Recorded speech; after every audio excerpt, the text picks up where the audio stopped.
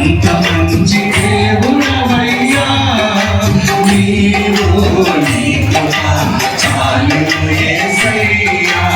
ఎంత మంచి దేవుడవయ్యా నీవు, నీ కృప చాలును యేసయ్యా.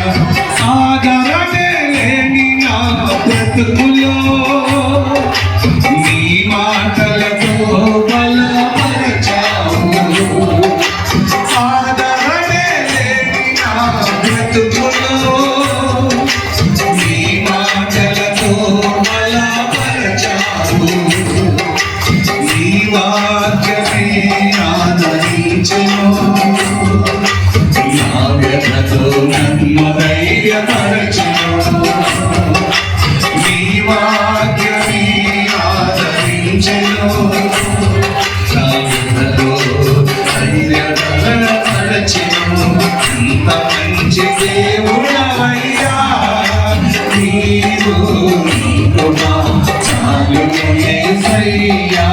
ఎంత మంచి దేవుడవయ్యా నీవు, నీ కృప చాలును యేసయ్యా. మనసారా నిన్ను పాడెదా,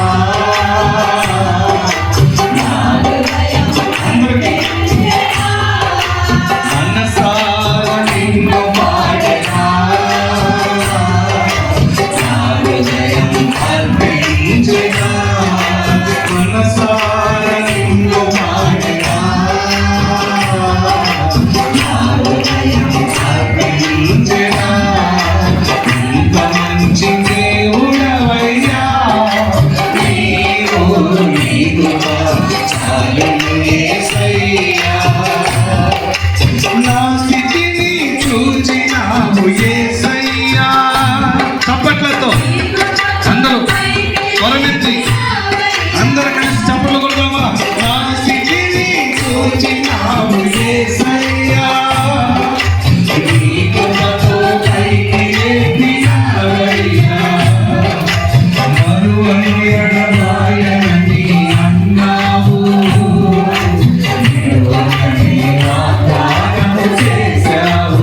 మరువని ఎడబాయనని అన్నావు యేసయ్యా, నిలువని వాగ్దానము చేశావు.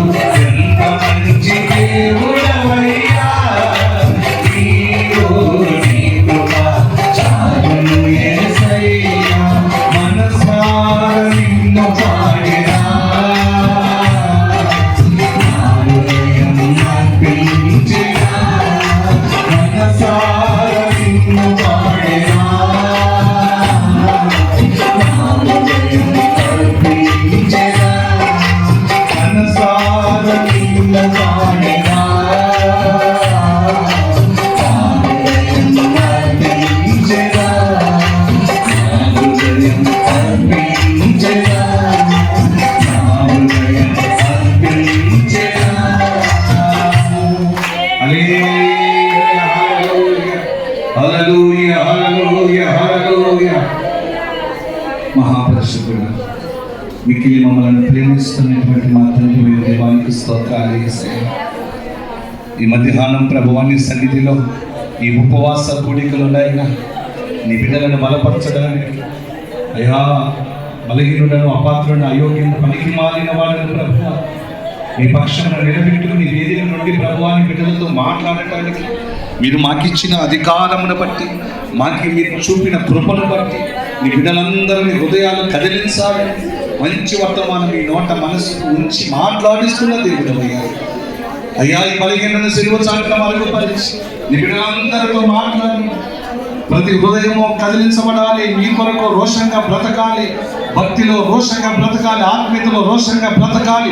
క్రైస్తవ్యమును అయ్యా తండ్రి ప్రభ కాపాడుతూ బ్రతుకుతూ సాక్ష్యమును నిలబెట్టుకుని అనేకులకు మాదిరికరంగా నేను బ్రతకాలని ఆశతో ఆశ్రయముతో నా ఆత్మీయ బిడ్డలందరిలో అయ్యా అయ్యా అయ్యా మీ హృదయాలను కదిలిస్తూ మాట్లాడండి.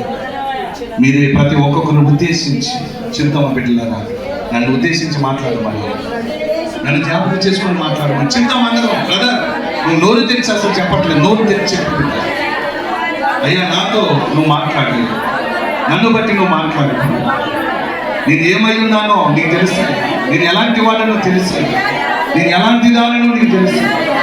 నీ భక్తిలో ఉన్నానో లేదో, నీ ఎంతో భయం కలిగి ఉన్నానో లేదో, నిన్ను సరిగా నేను ఆరాధిస్తున్నానో లేదో, కాలక్షేపంతో ఉన్నానో లేదో, టైం పాస్ చేస్తూ ఎలా బ్రతుకుతున్నాను అన్నీ తెలుసాయ్యా, నీకు అన్నీ తెలుసు.